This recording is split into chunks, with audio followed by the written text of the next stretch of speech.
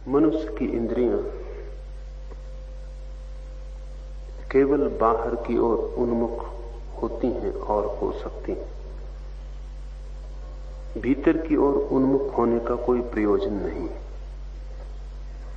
जैसे कोई वैज्ञानिक दूर के तारों की खोज के लिए दूरबीन बनाता है,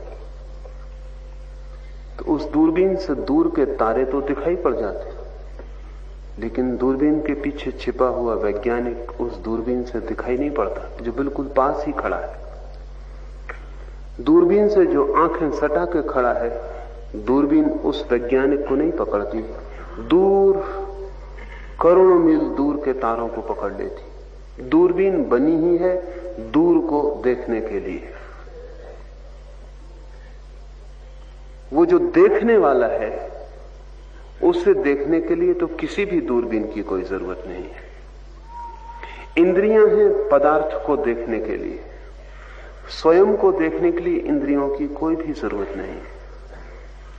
स्वयं को तो बिना इंद्रियों के ही देखा जा सकता है, इसलिए इंद्रियां भीतर की तरफ नहीं जाती, बाहर की तरफ जाती। पर इससे बड़ी उलझन खड़ी होती है।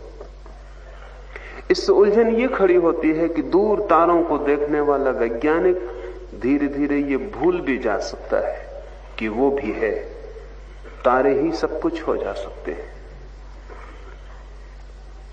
दूरबीन को थामे थामे वो जो पीछे देखने वाला है वो विस्मरण हो जा सकता है, क्योंकि निरंतर वही दिखाई पड़ेगा जो बाहर है, सतत वही दिखाई पड़ेगा जो बाहर है, और जो भीतर छिपा है वो दिखाई न पड़ने से स्मृति से खो सकता है।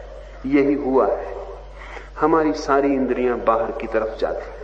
मैं हाथ से आपको छू सकता हूं, मैं हाथ से अपनी देह को भी छू सकता हूं, क्योंकि वो भी पराई है और बाहर है। हाथ से मैं अपने को नहीं छू सकता जो देह में छिपा है। हाथ से मैं छूने वाले को नहीं छू सकता। जब मैं अपना हाथ आपकी तरफ बढ़ाता हूं तो सिर्फ हाथ ही नहीं बढ़ता, हाथ में छिपा हुआ मैं भी बढ़ता हूं। मैं बढ़ना चाहता हूं, आपको छूना चाहता हूं, इसलिए हाथ बढ़ता है। हाथ तो छाया की तरह मेरे पीछे आता है। मैं चाहता हूं आपको छूं तो मेरा हाथ अनुसरण करता है, मेरी आज्ञा का पालन करता है। लेकिन जब मैं आपको छूता हूं तब दो घटनाएं घट रही हैं। एक तो आप हैं जिसको मैंने छुआ, और एक मैं हूं जिसने छुआ, और एक हाथ है जिसके द्वारा छुआ, और एक आपका शरीर है जिसके द्वारा आपको छुआ गया। आंख बाहर की तरफ देखती है, उससे सब दिखाई पड़ जाता है, सिर्फ मैं जो भीतर छिपा हूं वो उससे दिखाई नहीं पड़ेगा। कान बाहर की तरफ सुनते हैं, स्वाद, रस, गंध सब बाहर से संबंधित है। इंद्रियों का निर्माण ही इसलिए हुआ है कि हम जगत से परिचित हो सके, दूसरे से, अन्य से परिचित होने की व्यवस्था है। लेकिन वो जो भीतर छुपा है वो इस परिचय में अपरिचित हो जाता है। जो हमारा अपना होना है वो आच्छादित होता चला जाता है। हम वस्तुओं को जानते जानते उसे भूल ही जाते हैं जो जानने वाला है। यह बात इस सूत्र की पहली बात है। स्वयं प्रकट होने वाले परमेश्वर ने समस्त इंद्रियों के द्वार बाहर की ओर जाने वाले ही बनाए, इसलिए मनुष्य इंद्रियों के द्वारा प्राह बाहर की वस्तुओं को ही देखता है, अंतरात्मा को नहीं। किसी भाग्यशाली बुद्धिमान मनुष्य ने ही अमर पद को पाने की इच्छा करके चक्षु आदि इंद्रियों को बाह्य विषयों की ओर से लौटाकर अंतरात्मा को देखा है। इसमें एक बात ख्याल ले लेने जैसी है, क्योंकि उससे बहुत भ्रांति साधकों के जगत में।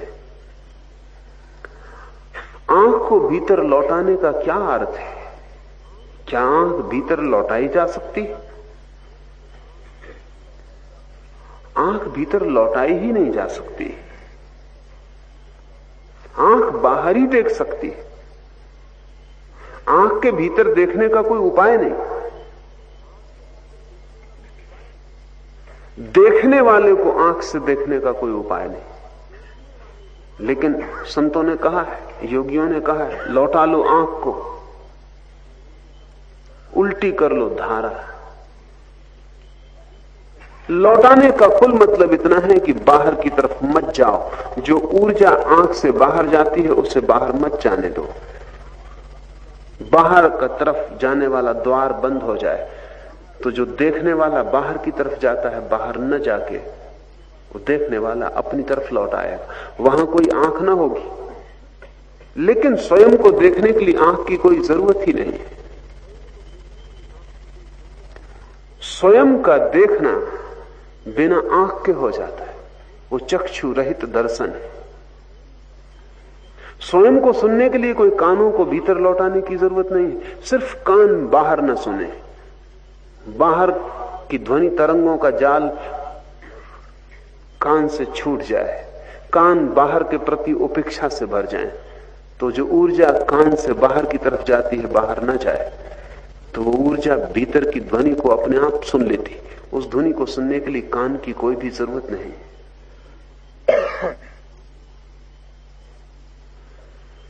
इंद्रियां भीतर लौटाएं, इसका केवल इतना ही अर्थ है कि बाहर न जाएं, बाहर की तरफ प्रवाह न हो। तो जैसे कोई झरना बहता है और अवरुद्ध हो जाए और कहीं जाने का मार्ग न मिले, तो झरना अपनी तरफ लौट आए, झरने का बहना बंद हो जाए और एक झील बन जाएगी। ऐसी ही चेतना बाहर जा रही पांचों इंद्रियों से, वो बाहर न जाए तो चैतन्य की झील भीतर निर्मित हो जाती। वो झील स्वयं बोध संपन्न है। वो झील स्वयं को देखने, स्वयं को सुनने, स्पर्श करने में संपन्न है। लेकिन वे सारे अनुभव अतीन्द्रिय हैं, उनका इंद्रियों से कोई भी लेना देना नहीं। एक सूफी फकीर हुआ बायजीद, वो निरंतर कहा करता था कि मेरे गुरु ने 3 युवकों को एक एक कबूतर दे दिया और कहा कि ऐसी जगह जाके कबूतर को मार डालना जहां कोई देखने वाला ना हो। एक युवक तो 5 मिनट बाद कबूतर को मार के वापस आ गया। वो बगल की गली में गया, वहां कोई भी नहीं था, उसने गर्दन मरोड़ी, वापस आ गया। दूसरा युवक 3 दिन बाद कबूतर को मार के लौटा। उसने बड़ी खोजबीन की, कहीं भी भूल चूक से कोई देख न ले, तो एक गहरी गुफा में गया। उसने गुफा के द्वार पर पत्थर लगा दिया, किसी के आने का कोई उपाय न रहा। गहन अंधकार था, वहां कोई देख भी नहीं सकता था, आ भी जाए तो उसने गर्दन मरोड़ दी। तीसरा युवक 3 महीने बाद कबूतर को लिए वापस लौटा। गुरु ने कहा कि क्या 3 महीने में तुम ऐसी कोई जगह ना खोज पाए जहां कोई भी ना हो? उसने कहा कि 3 जन्मों में भी खोजना संभव नहीं। 3 महीने बहुत मेहनत कर ली। गहन गुफा में गया, अंधकार था, लेकिन मैं तो देख ही रहा था।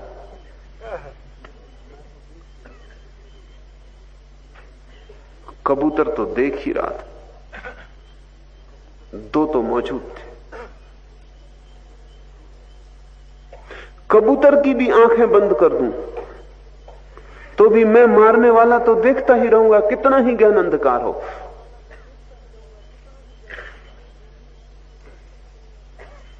बायजीद के गुरु ने कहा कि तू ही केवल स्वयं को खोजने में सफल हो पाएगा, बाकी 2 की कोई आंतरिक खोज नहीं है। 2 को विदा कर दिया, उस एक को रोक लिया, क्योंकि तुझे इतना स्मरण है कि इंद्रियां भी जहां नहीं देख पाती, प्रकाश जहां मौजूद नहीं, वहां भी तू तो देख ही रहा है। तेरे देखने के लिए इंद्रियों की कोई भी जरूरत नहीं है। कितना ही गहन अंधकार हो कमरे में, आपको कुछ भी ना दिखाई पड़ता हो, लेकिन आप हैं इतना तो पता चलता ही रहता है। दीवार ना दिखती हो, सामान ना दिखता हो, कक्ष में बैठे और लोग ना दिखते हो, लेकिन आप हैं, ये तो कोई भी अंधकार मिटा ना सकेगा। ये तो कोई भी स्थिति में आप रहेंगे ही और आपको पता चलता ही रहेगा कि मैं हूं। ये होना स्वयं सिद्ध है, ये किसी माध्यम से नहीं है। इसलिए आत्मज्ञानियों ने कहा है कि जगत के सारे अनुभव परोक्ष, सिर्फ आत्म अनुभव प्रत्यक्ष। ये बड़ी उल्टी बात है, क्योंकि आमतौर से हम सोचते हैं कि सब चीजें प्रत्यक्ष है। वृक्ष दिखाई पड़ रहा है, आप दिखाई पड़ रहे हैं, सब चीजें प्रत्यक्ष आंख के सामने है। लेकिन आत्मज्ञानी कहते हैं कि जगत के सभी अनुभव परोक्ष हैं, क्योंकि बीच में आंख माध्यम का काम कर रही। तुम पीछे छिपे हो, गे वस्तु बाहर है, बीच में माध्यम दलाल आंख। आंख धोखा दे सकती है। ज्ञान सीधा नहीं है, इमीडिएट नहीं है। ज्ञान में बीच में एक माध्यम। तो पी लिया हो किसी को तो पीला रंग दिखाई पड़े, किसी की आंख खराब हो, कलर ब्लाइंड हो कोई, तो उसे कोई रंग दिखाई ना पड़े। आंख का भरोसा क्या? आंख ठीक कह रही है, इसका सबूत क्या? आंख का भरोसा करना पड़ता है। अभी बड़े मजे की बात है कि लोग दुनिया में सभी से प्रमाण पूछते हैं, लेकिन कभी अपनी इंद्रियों से कोई प्रमाण नहीं पूछते कि तुम्हारा भरोसा क्या। आपकी आंख ठीक देख रही है, इसका प्रमाण क्या है? चार्वाकों ने, नास्तिकों ने एक ही प्रमाण माना है, प्रत्यक्ष, कि जो आंख के सामने है उसी ही मानेंगे। लेकिन उन चार्वाक विचारकों ने यह कभी नहीं पूछा कि इस आंख के भरोसे का इतना क्या कारण है। आंख सदा ठीक ही देखती है क्या? क्योंकि रात सपने भी देखती है आंख, वो प्रत्यक्ष होते हैं लेकिन सत्य नहीं होते। कभी राह पे पड़ी रस्सी सांप दिखाई पड़ जाती, और जब आंख सांप देखती रस्सी में तो सांप बिल्कुल दिखाई पड़ता है, लेकिन बाद रोशनी आने पे पता चलता है वहां कोई सांप नहीं। मरुस्थल में मृग मरीचिका दिखाई पड़ जाती। पहली दफा जब 3 डायमेंशनल फिल्म बनी, 3 आयामी फिल्म बनी, तो जो लोग उन्हें देखने जाते थे वो भयभीत हो जाते थे। जो पहली फिल्म लंदन में दिखाई गई, उसमें एक घुड़सवार भाला फेंकता है, पूरे हाल के लोग अपनी गर्दन झुका लेते, क्योंकि 3 डायमेंशनल फिल्म है, वो असली भाले जैसा भाला मालूम पड़ता है। और एक क्षण को भाला पास से गुजर रहा है ऐसा एहसास होता, पूरा हाल 2 हिस्सों में झुक जाता।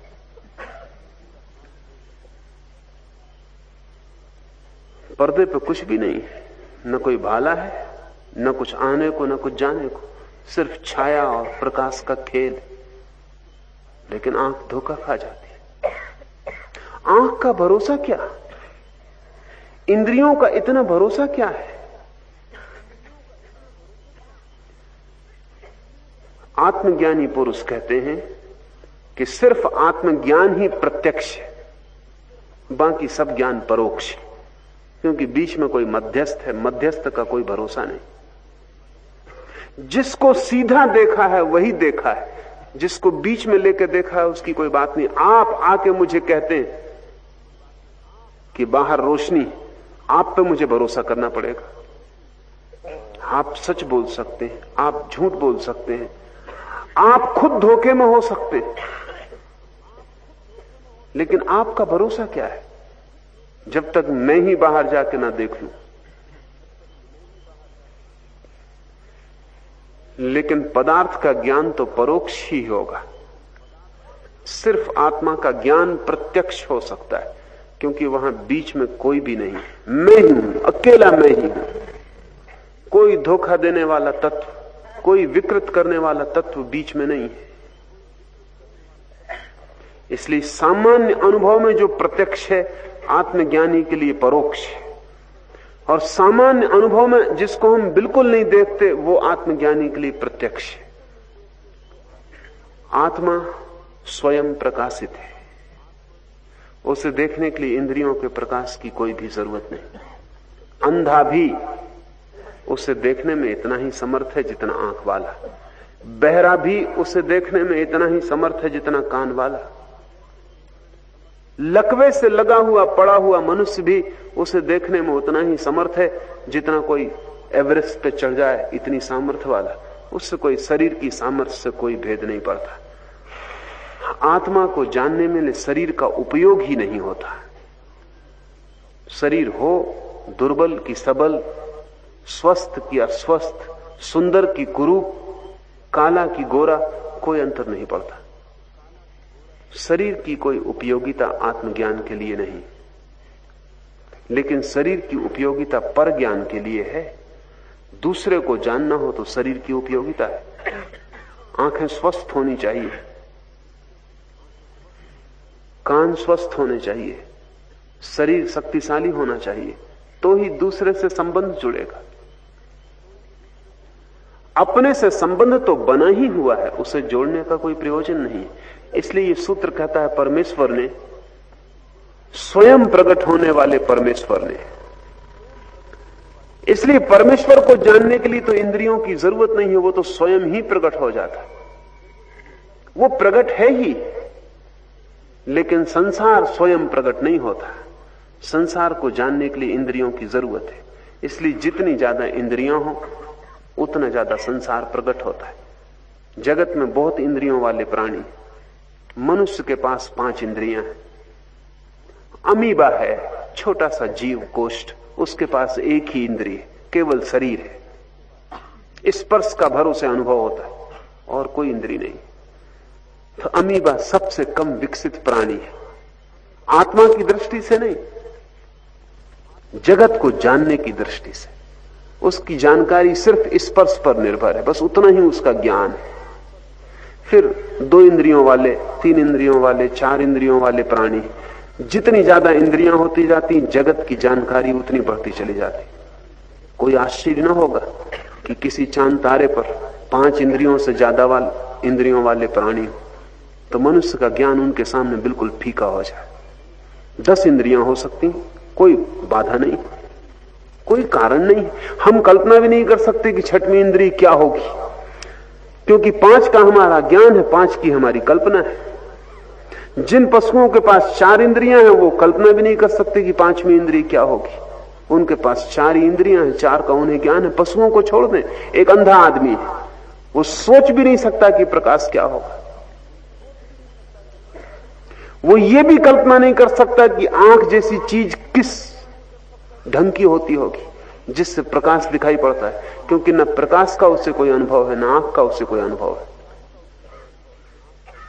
उसके पास 4 ही इंद्रियां हैं, तो उसका ज्ञान सीमित हो जाता। आप जान के हैरान होंगे कि आपके ज्ञान का 80% आंख से आता है, बाकी 4 इंद्रियों से तो केवल 20% आता है।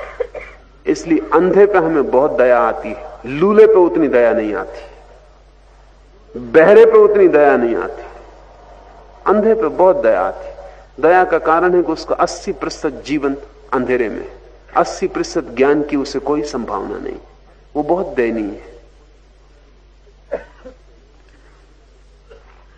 लेकिन ये 5 इंद्रियां जो ज्ञान देती हैं वो बाहर का है। भीतर के ज्ञान के लिए कोई इंद्रिय आवश्यक नहीं है। वहां तो सारी इंद्रियों को छोड़कर ही कोई प्रवेश करता है। वहां इंद्रियों का त्याग ही उपाय है। स्वयं प्रकट होने वाले परमेश्वर ने समस्त इंद्रियों के द्वार बाहर की ओर बनाए।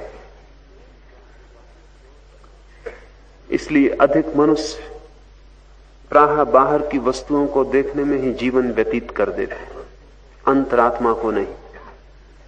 किसी भाग्यशाली बुद्धिमान मनुष्य ने ही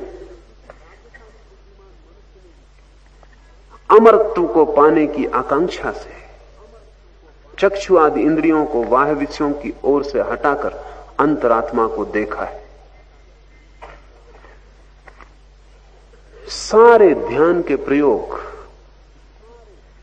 अलग अलग विधियों वाले प्रयोग, एक चीज को मौलिक रूप से स्वीकार करते हैं कि आपकी सारी इंद्रियां शांत हो जाएं।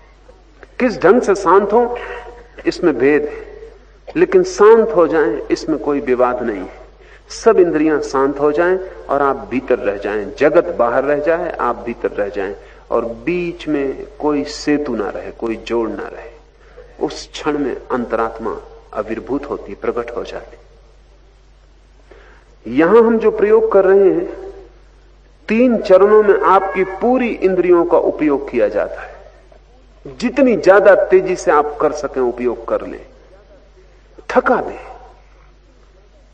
ताकि 10 मिनट के लिए इंद्रियां थक के भी शांत हो जाएं, तो भी भीतर की झलक आ जाए। सूफी फकीर एक नृत्य करते हैं, दरवेश नृत्य, बड़ा कीमती। जरा आपकी हिम्मत थोड़ी बढ़ती जाएगी तो जल्दी हम दरवेश नृत्य में प्रवेश करने लगेंगे। लेकिन दरवेश नृत्य काफी लंबा चलता है, कोई 5 घंटे। धीरे धीरे आप कर लेंगे। 5 घंटे फकीर नाचता ही रहता है, सब थक जाता है। जब तक अपने आप शरीर गिर नहीं जाता तब तक नृत्य जारी रहता है। अपनी तरफ से नहीं रोकना है, अपनी तरफ से कुछ करना ही नहीं, नाचते ही जाना है, नाचते ही जाना है। जब तक आखिरी बूंद भी शेष रह जाए शक्ति की, तब तक नाचते ही जाना है। बेईमानी जरा भी नहीं चलेगी। क्या आदमी सोचे कि अब थक गए बैठ जाएं? नहीं, जब तक आपको लग रहा है कि आप बैठ सकते हैं, अभी कम से कम बैठने की ताकत बची, इसको भी नाच को आप देना कि गिर रहा है। बड़ा अनूठा अनुभव है जब आपकी सारी शक्ति शरीर की चुक जाती है और आप देखते हैं कि शरीर गिर रहा है। आप कुछ भी नहीं कर सकते, न रोक सकते, न नाच सकते, न आप संभाल सकते, बस शरीर गिर रहा है। उस क्षण साक्षी का भाव अचानक जग जाता है।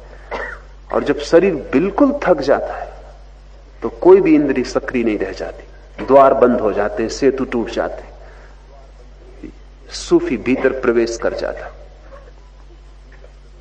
हम जो कीर्तन का प्रयोग कर रहे हैं वो सूफी नृत्य का ही हिस्सा है। बहुत लोग मुझसे आके पूछते हैं कि भारत में ऐसा तो कीर्तन होता नहीं। इसका भारतीय कीर्तन से कोई सीधा संबंध है भी नहीं। ये कोई पूजा पाठ नहीं है, इसका कोई संबंध कृष्ण गोपाल से नहीं है। वो तो केवल बहाना है, वो तो केवल खूंटी है। उस बहाने आपको थकाने की चेष्टा है। इसलिए जो अपने को बचाएगा वो मूल मुद्दा ही चूक गया। थका डालना है, इतने जोर से शक्ति का उपयोग करना है कि आप बिल्कुल थक जाएं, शरीर मुर्दा हो जाए, जैसे सारा प्राण सूख गया। उस क्षण में इंद्रियां बंद हो जाती, अंतरात्मा की झलक। और एक बार झलक मिलने लगे फिर कठिनाई नहीं है। एक दफा रास्ता साफ हो जाए फिर जरूरत नहीं कि आप थकाएं, फिर तो आंख भी बंद करें आप भीतर जा सकते हैं। एक दफा वो रास्ता साफ हो जाए, पहचान में आ जाए पगडंडी कौन सी है, जैसे अंधेरी रात में बिजली चमक जाए और रास्ता दिख जाए एक क्षण को, फिर बिजली खो भी जाए तो भी फिर आप अंधेरे में आश्वस्त चल सकते। आप जानते हैं रास्ता है, एक दफा देखा है, अब आप खोज सकते हैं। ये सारे ध्यान के प्रयोग मौलिक रूप से थकाने के प्रयोग हैं, ताकि इंद्रियां थक के बैठ जाएं। एक रास्ता है जबरदस्ती बिठाने का, मैं उसके पक्ष में नहीं हूं, क्योंकि जबरदस्ती कोई भी इंद्रियों को बिठा नहीं सकता। हालत वैसी हो जाती है, छोटे बच्चों को कह दो कि बैठो शांति से, तो वो बैठ जाता है, लेकिन उसकी सारी ताकत शांति से बैठने में लग रही। एक एक चीज को खींचे हुए तना हुआ है, शिथिल भी नहीं हो पाता, विश्राम भी नहीं कर पाता, तनावग्रस्त है। न उस बच्चे को कहोगे दौड़ो, एक 25 चक्कर लगाओ, फिर कहने की जरूरत नहीं कि शांत बैठ जाओ। 25 चक्कर के बाद वो खुद ही शांत बैठ जाए। वो शांति बड़ी अलग होगी। उस शांति में कोई तनाव नहीं होगा, कोई बेचैनी नहीं होगी, बल्कि शांति में एक सुख होगा, एक राहत होगी, एक झलक होगी विश्राम की। इंद्रियों को थका डाले, इतना थका डाले कि क्षण भर को भी अगर वे विश्राम में पहुंच जाएं तो उतने क्षण भर को आपका प्रवेश भीतर हो जाए। जो बाल बुद्धि वाले बाह्य भोगों का अनुसरण करते हैं वे सर्वत्र फैले हुए मृत्यु के बंधन में पड़ते हैं, किंतु बुद्धिमान मनुष्य नित्य अमर पद को विवेक द्वारा जानकर इस जगत में अनित्य भोगों में से किसी को भी नहीं चाहता। विवेक का अर्थ इतना ही है कि जो निरर्थक है वो हमें निरर्थक दिखाई पड़ जाए, जो सार्थक है वो सार्थक दिखाई पड़ जाए। जगत में हम कुछ भी चाहें, पहली तो बात, अगर न मिले तो दुख, और मिल जाए तो भी सुख नहीं। एक आदमी धन चाहता है, जब तक नहीं मिलता तब तक दुखी है, और जब मिल जाता तब वो पाता है कि क्या मिला, धन के ढेर लग गए, अब क्या। जो भी आपने चाहा है अपने अतीत में, अगर न मिला तो आपने दुख पाया है, अगर मिल गया तो कौन सा सुख पाया है। पर जब तक नहीं मिलता तभी तक सुख का आभास होता है। इस जगत में दुख वास्तविक है, सुख सिर्फ आभास है। जो चीज नहीं मिलती बस उसमें सुख है, और जो मिल जाती है उसमें सब सुख खो जाता। इसलिए कोई भी आदमी कहीं भी सुखी नहीं है। मेरे एक मित्र है, वो पहले एमएलए थे, तो वो मुझसे कहते थे आशीर्वाद दें, बस और कुछ चाहिए नहीं, कि कम से कम डिप्टी मिनिस्टर तो मुझे बनवा ही दे। मैं उनको कहता कि बन ही जाएंगे, क्योंकि जैसा पागलपन आप में है आप बिना बने बच नहीं सकते। लेकिन आप अगर सोचते हो कि बड़ा आनंद घटित हो जाएगा तो आप गलती में। फिर वो डिप्टी मिनिस्टर भी हो गए। तो वो आए मेरे पास और कहने लगे कि बस अब एक आकांक्षा है कि मिनिस्टर हो जाए। मैंने उनको कहा कि आपको सुख डिप्टी मिनिस्टर होने से मिल गया जिसको आप वर्षों से सोचते थे। उन्होंने कहा डिप्टी मिनिस्टर में कुछ भी नहीं रखा है, मिनिस्टर होने से कुछ हो सकता है। फिर अब वो मिनिस्टर भी हो गए, तो अब वो कहते हैं कि चीफ मिनिस्टर हो जाए। मैंने उनको पूछा कि तुम कहां रुकोगे, पिछले अनुभव से कुछ सीखो। आदमी जहां है वहीं दुखी है, सुखी आदमी खोजना कठिन है। आपने कभी कोई सुखी आदमी देखा? सुखी आदमी वही हो सकता है जो जहां है वहीं सुखी है। लेकिन जो आदमी भी कहीं और सोचता है कि सुख होगा वो दुखी होगा। जो जहां है वहीं सुखी है, ऐसे आदमी का नाम ही सन्यासी है। और जो जहां है वहीं दुखी है, ऐसे आदमी का नाम ही ग्रस्त है। वो हमेशा भविष्य में जी रहा है, कल उसका सुख है, स्वर्ग कल है, आज कुछ भी नहीं। आज को समर्पित करेगा कल के लिए, आज को लगाएगा कल के लिए, आज को जलाएगा कल के लिए, ताकि कल का स्वर्ग मिल जाए। कल कभी आता नहीं, कल जब आएगा वो आज ही होगा। वो उस आज को फिर कल के लिए लगाए। ऐसे वो लगाता जाता है। एक दिन सिवाय मृत्यु के हाथ में कुछ भी नहीं आता। उपनिषद कह रहा है, बाल बुद्धि वाले लोग, बचकानी बुद्धि वाले लोग, अप्रौढ़,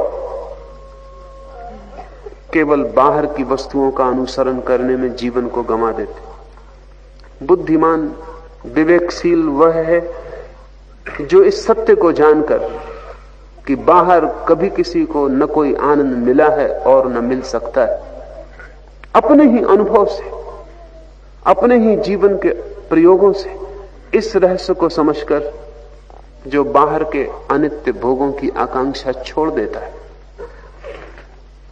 वही विवेकशील है।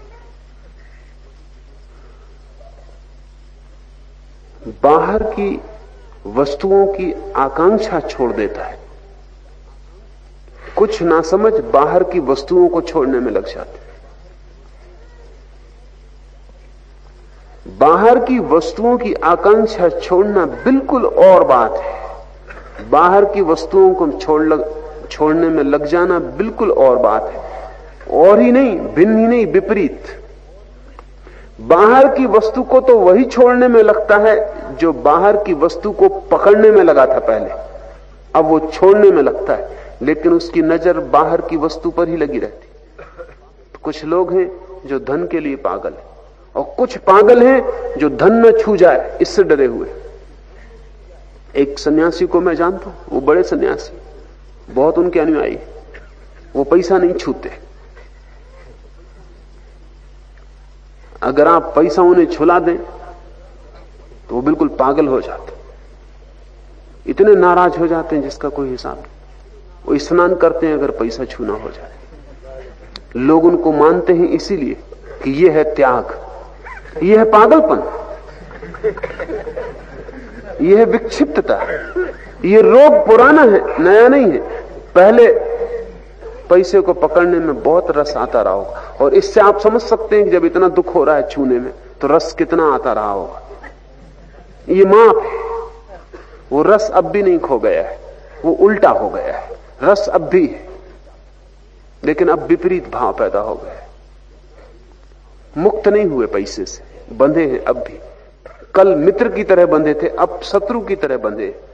मित्र का भी ध्यान रखना पड़ता है, शत्रु का और भी ज्यादा ध्यान रखना पड़ता है। वो अगर आके बैठते हैं तो वो सब तरफ देख लेते, पैसा तो नहीं, कोई धन तो नहीं। 24 घंटे प्रभु स्मरण नहीं चल रहा है। और ऐसे बहुत लोग हैं इस देश में जिनकी वृत्ति सिर्फ शीर्षासन करने लगती, होती वही पुरानी है, उसमें कोई फर्क नहीं पड़ता। वही कभी आदमी पहले पैर के बल खड़ा था, अब सिर के बल खड़ा है। आदमी में जरा भी फर्क नहीं, रत्ती भर भेद नहीं हुआ है, कोई क्रांति घटित नहीं हुई है। लेकिन क्रांति दिखाई पड़ती, वो झूठी। बाहर की वस्तु न तो पकड़ने योग्य है और न छोड़ने योग्य। बाहर की वस्तु बाहर है, न तुम उसे पकड़ सकते हो न तुम उसे छोड़ सकते हो। तुम हो कौन?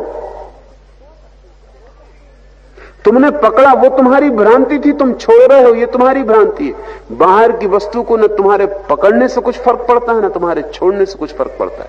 तुम कल कहते थे ये मकान मेरा है, मकान ने कभी नहीं कहा था कि तुम मेरे मालिक हो। और मकान को अगर थोड़ा भी बोध होगा तो वो हंसा होगा कि खूब गजब के मालिक हो, क्योंकि तुमसे पहले कोई और यही कह रहा था, उसके पहले कोई और यही कह रहा था, और मैं जानता हूं कि तुम्हारे बाद भी लोग होंगे जो यही कहेंगे कि वो मालिक है। और फिर एक दिन तुम कहते हो कि मैंने त्याग कर दिया इस मकान का। न मकान तुम्हारा था न तुम त्याग कर सकते हो। त्याग करना उतना ही पागलपन की बात है जितना मालिकियत की घोषणा थी। त्याग तो मालिक कर सकता है। ज्ञानी इस सत्य को जान लेता है कि मैं मालिक ही नहीं हूं किसी चीज का, छोड़ूंगा कैसे, पकड़ूंगा कैसे। वासना का त्याग है। इस बोध का भीतर गहरा हो जाना है कि न इस जगत में कुछ पकड़ा जा सकता है और न छोड़ा जा सकता है। पकड़ना छोड़ना दोनों ही नासमझी। इस जगत में न पकड़ने योग्य कुछ है न छोड़ने योग्य कुछ है, कर देता।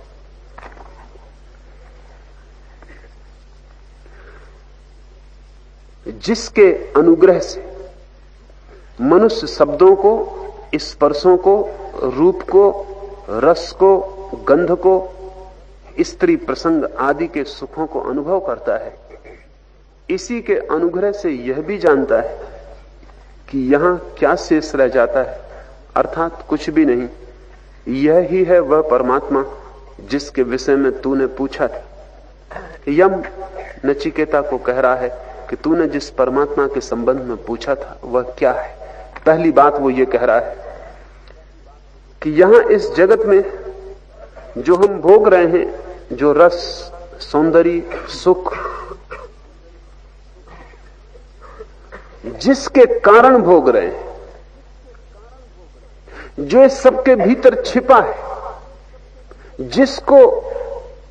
जिसके बिना ये कोई भी घटना न घट पाएगी।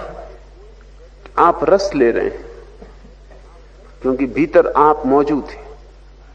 आप भीतर से तिरोहित हो जाएंगे, शरीर कोई रस न ले सकेगा।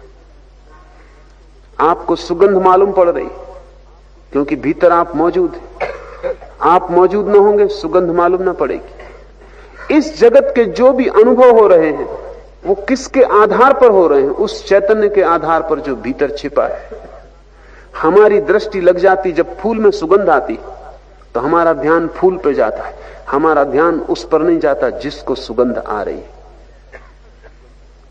तीन चीजें, फूल खिला, सुगंध फैली, आप पास में बैठे हैं या खड़े, सुगंध आई, यहां तीन है, एक तो फूल है, एक आप है, और दोनों के बीच में तैरती हुई सुगंध है।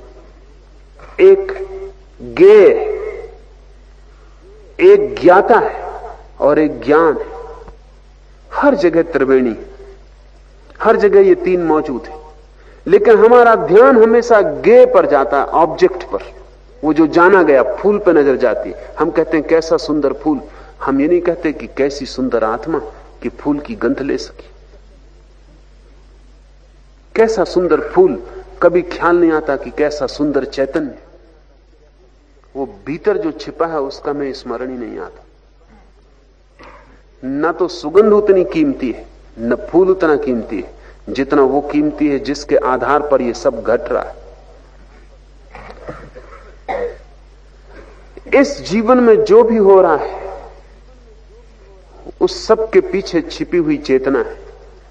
यम कह रहा है ये जो भीतर छिपी चेतना है, जो सभी सुखों का अनुभव करता है, ये जो अनुभोक्ता है, और जो ये भी अनुभव करता है कि यहां कुछ भी अनुभव करने योग्य नहीं, जो ये भी अनुभव कर लेता है कि सब व्यर्थ है, जो ये भी अनुभव कर लेता है कि यहां पाने योग्य कुछ भी शेष नहीं रहा है, यहां कुछ पाया भी नहीं जा सकता है, यही है वह परमात्मा जिसके विषय में तूने पूछा था।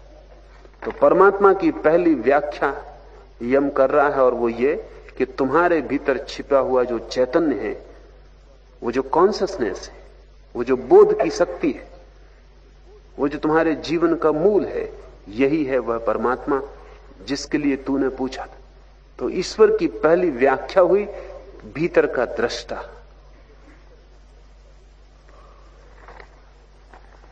स्वप्न के दृश्यों को और जागृत अवस्था के दृश्यों को, इन दोनों अवस्थाओं के दृश्यों को मनुष्य जिससे बार बार देखता है, उस सर्वश्रेष्ठ सर्वव्यापी सबके आत्मा को जानकर बुद्धिमान मनुष्य शोक नहीं करता। ये थोड़ा समझने जैसा कीमती सूत्र है। यम कह रहा है कि स्वप्न के अनुभवों को, जागृति के अनुभवों को जिसके द्वारा मनुष्य बार बार देखता है, एक बहुत मजे की बात है, शायद आपने कभी निरीक्षण न की हो, चूक गए हो। चूकने जैसी नहीं, क्योंकि उसके आधार पर जीवन में बहुत कुछ नए आयाम खुल सकते हैं। रात आप स्वप्न देखते हैं, जब आप स्वप्न देखते हैं तो स्वप्न बिल्कुल सत्य मालूम होता है। स्वप्न में ही यह जानना कि यह असत्य है बिल्कुल असंभव है। स्वप्न जब तक चलता है पूर्णतया सत्य होता है। असंगत से असंगत स्वप्न भी पूर्णतया सत्य होता है। आप चाहे भीख मांगते हो सड़क के किनारे, लेकिन स्वप्न में अगर सम्राट हो जाएं तो आपको जरा भी संदेह नहीं आता कि ये मैं कैसा देख रहा हूं, मैं तो भिखमंगा हूं। भिखमंगा भी स्वप्न में सम्राट हो जाए तो बिल्कुल भरोसा करता है। स्वप्न में सभी श्रद्धालु होते। स्वप्न में मैंने अब तक एक आदमी नास्तिक नहीं देखा जो संदेह करे। मानना ही पड़ता है स्वप्न को कि वो ठीक है। और ऐसा नहीं कि भिखारी ही मानता है कि मैं सम्राट हूं। सम्राट भी भिखारी का सपना देखे तो मानता है कि मैं भिखारी। और स्वप्न में कुछ भी संगत असंगत घटे, आप में तर्क उठता ही नहीं। कुछ भी घटे, कैसी भी घटना हो, मन बिल्कुल भरोसे से भरा होता है।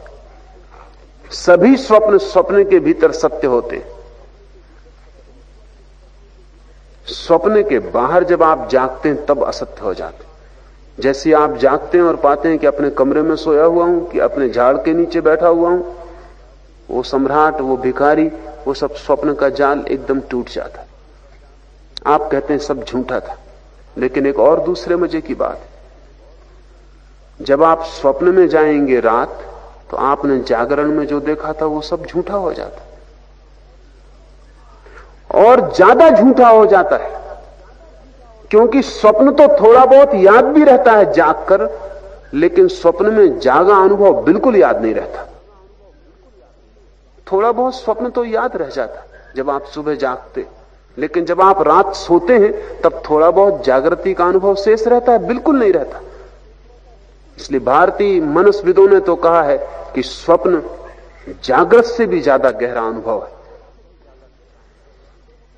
क्योंकि जागृति स्वप्न को पूरी तरह नहीं पहुंच पाती। सुबह कुछ ना कुछ याद रह जाता है, लेकिन स्वप्न पूरी तरह आपके जागृति को पहुंच डालता है, कुछ भी याद नहीं रहता,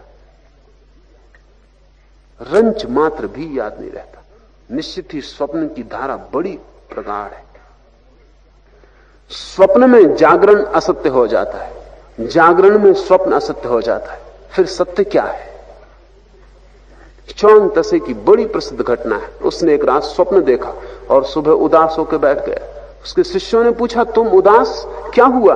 उसने कहा कि रात मैंने स्वप्न देखा कि मैं एक तितली हो गया। शिष्यों ने कहा, छोड़ो भी, सपनों से किसी को उदास होने की जरूरत, अब तो जाग गए। उसने कहा, नहीं, बड़ी अड़चन खड़ी हो गई। अब मुझे ये समझ में नहीं आ रहा, रात अगर चौंग तसे तितली हो सकता है सपने में, तो अब ये हो सकता है कि तितली सपना देख रही हो, सो गई हो और सोचती हो च्वांग तसे हो गई। तो अब मैं क्या करूं? अगर च्वांग तसे सपना देख सकता है कि तितली हो गया, तो तितली क्यों सपना नहीं देख सकती कि च्वांग तसे हो गई? तो अब मैं कौन हूं? जागा हुआ च्वांग तसे या सोई हुई तितली?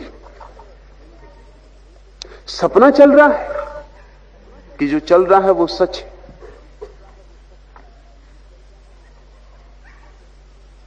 स्वप्न असत्य कर देते हैं जागरण को, जागरण असत्य कर देता है स्वप्न को। सत्य क्या है? सत्य दोनों में से कोई भी नहीं। सत्य तो सिर्फ देखने वाला है, जिसको दोनों ही असत्य नहीं कर पाते।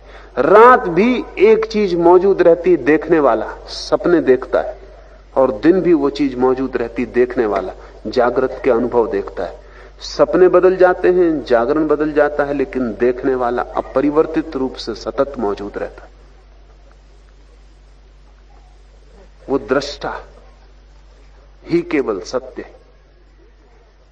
जो देखा जाता है वो तो सब असत्य हो जाता है, जो देखने वाला है वही केवल सत्य रह जाता है। स्मरण रखें, असत्य देखने के लिए भी सत्य देखने वाला चाहिए। झूठ स्वप्न को भी देखने के लिए एक सच्चा देखने वाला चाहिए। अगर देखने वाला भीतर ना हो तो असत्य भी नहीं देखा जा सकता। दूसरा सूत्र यम कह रहा है, स्वप्न के दृश्यों को और जागृत के दृश्यों को, इन दोनों अवस्थाओं के दृश्यों को मनुष्य जिससे बार बार देखता है, उस सर्वश्रेष्ठ सर्वव्यापी सबके आत्मा को जानकर बुद्धिमान मनुष्य शोक नहीं करता। जो उसको पकड़ लेता है, जो देखने वाला है, फिर वो शोक नहीं करता। चीन में एक बहुत प्रसिद्ध कथा है कि एक सम्राट का पुत्र बीमार है, एक ही पुत्र है, मरने के करीब है। सम्राट रात भर जागता रहा, सेवा करता रहा। 4 बजे के करीब उसकी नींद लग गई।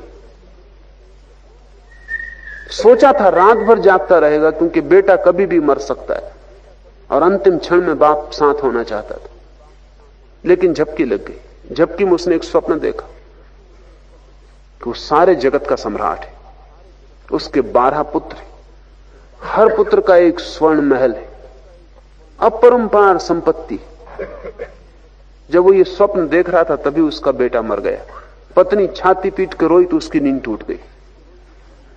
नींद टूट गई तो बजाय रोने के वो खिलखिला के हंसने लगा। तो उसकी पत्नी ने कहा कि तुम पागल तो नहीं हो गए हो शोक में, हंस क्यों रहे हो? उसने कहा, मैं हंस इसलिए रहा हूं कि किसके लिए रोऊं। अभी अभी मेरे 12 पुत्र थे, ऐसे सुंदर जैसे मैंने कभी देखे नहीं। इतना विराट साम्राज्य था, अनंत खजाने थे। सब तो रात था पुत्र सत्य, और न दिन के सपने में देखे गए पुत्र सत्य। सत्य तो सिर्फ देखने वाला है। जो इस देखने वाले को पकड़ने लगता है, उसने सिद्ध होने का पहला कदम उठा लिया। फिर उसे कोई शोक, कोई दुख नहीं पकड़ता, क्योंकि दुख पकड़ता है बाहर की चीजों को पकड़ने के कारण। जो भीतर के दृष्टा को पकड़ लेता है उसे फिर कोई दुख का कारण नहीं है, आनंद उसकी सहज अवस्था हो जाती। जो मनुष्य कर्म फलदाता, सबको जीवन प्रदान करने वाले तथा भूत वर्तमान और भविष्य का शासन करने वाले इस परमात्मा को अपने लिए समीप जानता है, उसके बाद वह कभी किसी की निंदा नहीं करता। यही है वह परमात्मा जिसके विषय में तूने पूछा था। अगर आपको दृष्टा का अनुभव होने लगे, दर्शन से आंख हटे, दृश्य से आंख हटे और पीछे छिपे दृष्टा से थोड़ा सा भी तालमेल बैठने लगे, तो परमात्मा को आप पाएंगे कि उससे ज्यादा समीप और कोई भी नहीं, अभी उससे ज्यादा दूर और कोई भी नहीं। अभी परमात्मा सिर्फ कोरा शब्द है, और जब भी हम सोचते हैं तो ऐसा लगता है कि आकाश में कहीं बहुत दूर परमात्मा बैठा होगा किसी सिंहासन पर। यात्रा लंबी मालूम पड़ती, और परमात्मा यहां बैठा है ठीक सांसों के पीछे। मोहम्मद ने कहा है कि तुम्हारी गले की नस जो काट दी जाए तो तुम मर जाओ, वो जितने तुम्हारे पास है, परमात्मा उससे भी ज्यादा पास है, पास से भी पास, क्योंकि तुम स्वयं वही हो। लेकिन यह ख्याल तभी आएगा जब दृष्टा पर ध्यान जाने लगे, तो परमात्मा एकदम निकट है। और जिसको परमात्मा इतना निकट मालूम होगा, अपने भीतर ध्यान रहे, उसे सबके भीतर भी मालूम होने लगे। ये एक नियम है जीवन का अनिवार्य, कि जो आपको अपने भीतर दिखाई पड़ता है वही आपको दूसरों के भीतर दिखाई पड़ना शुरू हो जाता है। अगर आप चोर हैं तो आपको चारों तरफ चोर दिखाई पड़ते हैं, लगता है सब साजिश कर रहे हैं। अगर आप बेईमान हैं तो आपको कोई ईमानदार नहीं दिखाई पड़ता, लगता है कि सब बेईमान, सब बने ठने बैठे, जल्दी धोखा देंगे।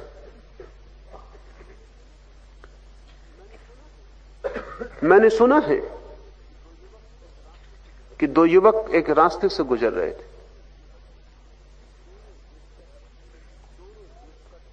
दोनों जेबकट थे, दोनों साथ जा रहे थे, मित्र थे।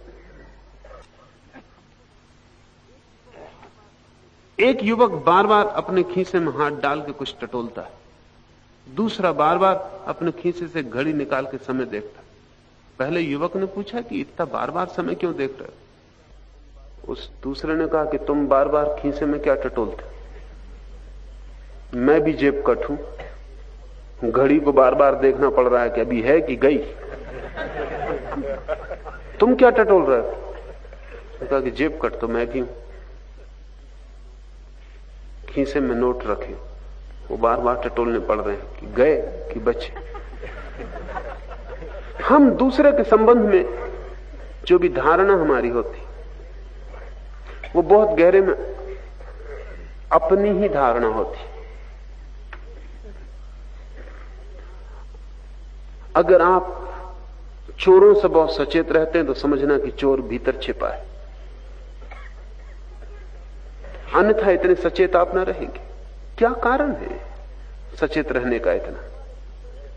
जो हमारे भीतर है वही हमारी धारणा है मनुष्यों के बाबत। इसलिए बुरा आदमी कभी नहीं मान पाता कि कोई अच्छा आदमी हो सकता है। बुरा आदमी मानता है कि अच्छा दिखाई पड़ता होगा, ढोंग रच रहा होगा, अच्छा हो नहीं सकता। इसलिए बुरा आदमी हमेशा कोशिश में रहता है। अगर आप उससे कहें कि फला आदमी अच्छा है तो अविश्वास से सिर हिलाएगा। वो कहेगा कि ठहरो, थोड़े दिन में समझोगे।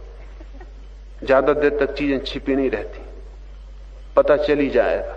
और वो पूरी कोशिश करेगा पता लगाने की कि आदमी बुरा होना चाहिए। बुरा होना तो पक्का भरोसा है, अच्छा होना तो आवरण ही हो सकता है। सिर्फ अच्छा आदमी ही भरोसा करता है कि दूसरा अच्छा हो सकता है। अच्छा आदमी मुश्किल पाता है कि कोई बुरा कैसे हो सकता है, क्यों होगा।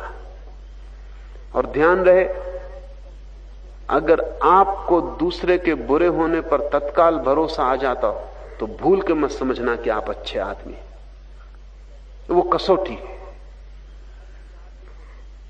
अच्छे आदमी को तो बड़ा मुश्किल है ये भरोसा लाना कि दूसरा बुरा है। बुरा हो तो भी ठीक वैसे ही जैसे बुरे आदमी को भरोसा लाना मुश्किल है कि दूसरा अच्छा हो तो भी। हम सोच ही नहीं सकते अपने से बाहर। इसलिए जिस व्यक्ति को दृष्टा का अनुभव होने लगता है उसे सबके भीतर भी दृष्टा का अनुभव होने लगता है। वो आपके शरीर को नहीं देखता है, आपके भीतर की झलक उसे मिलने लगती, उसे सब तरफ परमात्मा मौजूद मालूम होता है। इसलिए निंदा असंभव हो जाती। निंदा असंभव तभी हो सकती जब दूसरे में हमें परमात्मा दिखाई पड़ने लगे। तब पड़ता तो घृणा में किसको करूं? तो ये वचन मेरे योग्य नहीं, ये वचन मेरे मुझसे तालमेल नहीं खाता। शैतान कहां है? अब तो शैतान भी मेरे सामने आके खड़ा हो तो मुझे परमात्मा ही दिखाई पड़ेगा, इसलिए घृणा करने का कोई उपाय नहीं। इसलिए लकीर मैंने काट दी, जिससे मेरा कोई तालमेल नहीं है। अब वो मेरी कुरान में वो लकीर नहीं रह सकती।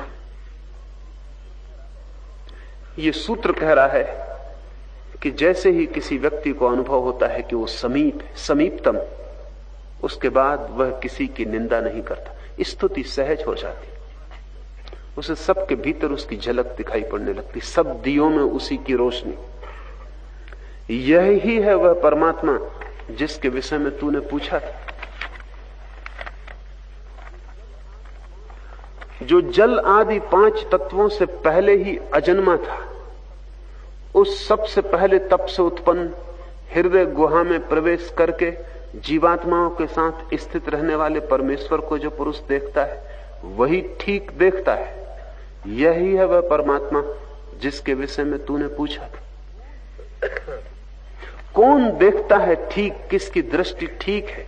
और दृष्टि ही ठीक ना हो तो परमात्मा का दर्शन असंभव है। कौन देखता है ठीक? वही देखता है ठीक जो हृदय की गुफा में छिपे हुए उसको पहचान लेता है जो अजन्मा है। हृदय का तो जन्म हुआ है, गुहा तो बनी, मिट जाएगी, शरीर तो निर्मित बिखर जाएगा, जन्मा मृत्यु होगी। इस शरीर के गुफा में छिपा हुआ अजन्मा कोई है जिसका कोई जन्म नहीं हुआ और जो कभी मिटेगा नहीं। उसे जो देखता है वही देखता है, बस उसके पास ही आंख है, बाकी सब अंधे। भीतर की दृष्टि से बाकी सब अंधे। बाहर कितना ही दिखाई पड़ता हो, जो स्वयं को ही नहीं देख पाते उनकी आंखों का होना न होना बराबर। उपनिषद कह रहा है वही ठीक देखता है जो अजन्मा को हृदय की गुफा में पहचान लेता है। यही है वह परमात्मा जिसके विषय में तूने पूछा था। जो देवी अदिति प्राणों के सहित उत्पन्न होती है, जो प्राणियों के सहित उत्पन्न हुई है तथा जो हृदय रूपी गुहा में प्रवेश करके वहीं रहने वाली है, उसे जो पुरुष देखता है वही यथार्थ देखता है। यही है वह परमात्मा जिसके विषय में तूने पूछा था। प्राण की ऊर्जा का नाम अदिति है, जीवन ऊर्जा का नाम अदिति है। ये जो भीतर जीवन की धारा बह रही है, इस धारा को जो पहचान लेता है, हम शरीर को पहचानते। शरीर नदी नहीं है, सिर्फ नदी का किनारा है। शरीर के 2 किनारों के बीच नदी बह रही। किनारे तो हमें दिखाई पड़ते हैं, नदी नहीं दिखाई पड़ती। नदी सरस्वती जैसी है, अदृश्य। किनारे भर दिखाई पड़ते हैं, सूखा, बीच का मार्ग दिखाई पड़ता है, नदी दिखाई नहीं पड़ती। शरीर किनारा है, उसके सहारे कुछ और बह रहा है जो दिखाई नहीं पड़ता। प्रतिपल आपके रोए रोए में ऊर्जा बह रही है। ऊर्जा तो कहीं भी दिखाई नहीं पड़ती। ये बिजली के बल्ब जल रहे हैं, ये बल्ब दिखाई पड़ते हैं, लेकिन तारों के भीतर से बहती हुई ऊर्जा दिखाई नहीं पड़ती। आज तक बिजली को किसी ने देखा नहीं, सिर्फ बिजली का उपयोग देखा है। आज तक कोई भी शक्ति प्रत्यक्ष नहीं हो सकी, सिर्फ शक्ति के अभिव्यक्तियां प्रकट होती। ये बिजली, बल्ब जल रहा है, पंखा चल रहा है, ये सिर्फ उपयोग है। लेकिन बिजली क्या है? उसे आज तक किसी ने नहीं देखा, कोई कभी देखेगा भी नहीं। शक्ति का कोई दर्शन नहीं हो सकता। शक्ति अरूप है, निराकार है। आप चलते हैं, उठते हैं, बैठते हैं, बोलते हैं, ये दिखाई पड़ता है, लेकिन कौन चलता, कौन बैठता, कौन बोलता, कौन चुप होता, वो बिल्कुल दिखाई नहीं पड़ता। वो प्राण ऊर्जा, उसका नाम अदिति है।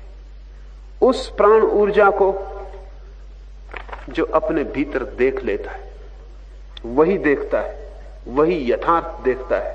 यही है वह परमात्मा जिसके विषय में तूने पूछा था। जो सर्वज्ञ अग्नि देवता गर्भिणी स्त्रियों द्वारा भली भांति धारण किए हुए गर्भ की भांति 2 अरणियों में सुरक्षित है, छिपा है, तथा जो जागृत है और हवन करने योग्य सामग्रियों से युक्त मनुष्यों द्वारा प्रतिदिन स्तुति करने योग्य है, वही है वह परमात्मा जिसके विषय में तुमने पूछा था। पुराने जमाने में जब आग को पैदा करने के और कोई उपाय न थे, तो 2 लकड़ियों को रगड़ के आग पैदा की जाती थी।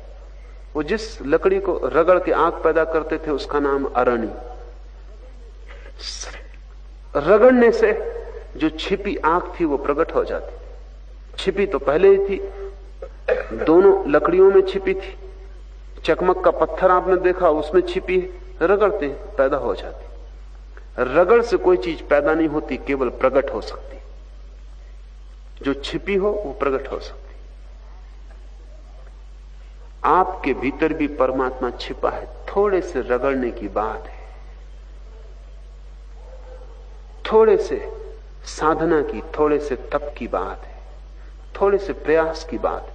जो छिपा है वो प्रकट हो जाएगा, धू धू करके उसकी लपट जलने लगेगी। लेकिन कोई आदमी 2 अरणियों को रखे बैठा रहे, सर्द रात हो, बर्फ पड़ती हो, कपता हो, और 2 लकड़ियों को रखे बैठा रहे, तो कुछ होगा नहीं। छिपी हुई आंख से कोई गर्मी नहीं मिलती, छिपी हुई आंख से रोशनी भी नहीं मिलती। और आंख छिपी है और सामने रखी, जरा सा 2 लकड़ियों को रगड़ने की बात है कि प्रकट हो जाएगी, अंधेरा टूट जाएगा, सर्दी टूट जाएगी, अग्नि देवता प्रकट हो सकता है। अग्नि की पूजा बड़ी प्राचीन है, और अग्नि की पूजा का मौलिक कारण यही था कि जैसे अग्नि छिपी होती पदार्थों में और प्रकट करनी पड़ती, वैसे ही परमात्मा भी छिपा है और प्रकट करना पड़ता है। और भी एक कारण से अग्नि निरंतर पूज्य रही। अग्नि की एक खूबी है कि वो सदा ऊपर की तरफ जाती है, उसकी गति सदा ऊपर की तरफ है। अगर आप दिए को उल्टा भी कर दें तो भी लो ऊपर की तरफ जाएगी, दिया उल्टा हो जाएगा, लो उल्टी नहीं कर सकते आप। पानी नीचे की तरफ बहता है, आग ऊपर की तरफ बहती।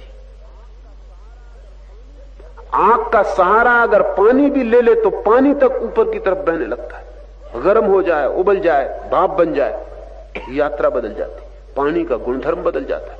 वो जो नीचे की तरफ बहता था वो भी आकाश की तरफ उठने लगता है।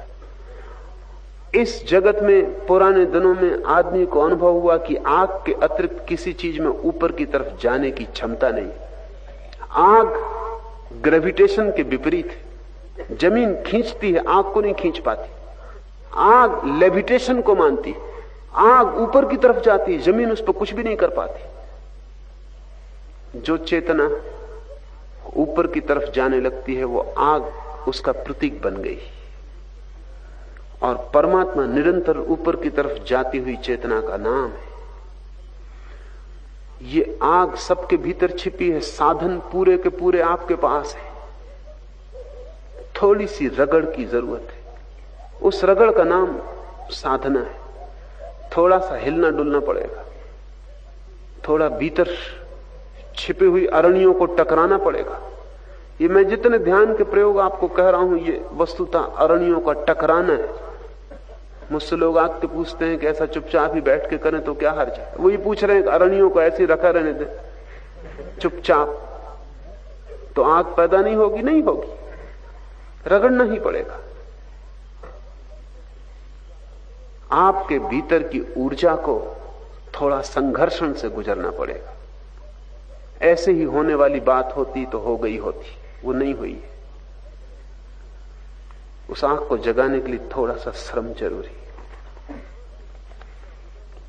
जहां से सूर्य का उदय होता, जहां सूर्य अस्त होता है, सभी देवता उसी में समर्पित हैं। जहां सूर्य पैदा होता है, जहां सूर्य समाप्त होता है, जहां से जीवन का प्रारंभ है और जहां जीवन विसर्जित होता है, उस मूल उद्गम या उस अंतिम पड़ाव में ही जहां सभी देवता समर्पित हैं, उस परमेश्वर को कोई कभी लांघ नहीं सकता। वो सबका मूल उद्गम और सबका अंतिम अंत है। उसके पार जाने का कोई उपाय नहीं। परमात्मा का कोई अतिक्रमण नहीं हो सकता, क्योंकि सभी चीजों का अतिक्रमण करके जो उपलब्ध होता है वो परमात्मा है। उसके पार जाने का कोई उपाय नहीं। वो अंतिम, वो आखिरी सीमा है अस्तित्व की। यही है वह परमात्मा जिसके विषय में तूने पूछा था। जो परब्रह्म यहां है, ये सूत्र थोड़ा ठीक से ख्याल में ले लें। जो परब्रह्म यहां है वही वहां परलोक में भी है। जो वहां है वही यहां इस लोक में भी है। वह मनुष्य मृत्यु से मृत्यु को अर्थात बारंबार जन्म मरण को प्राप्त होता है, जो इस जगत में उस परमात्मा को अनेक की भांति देखता है।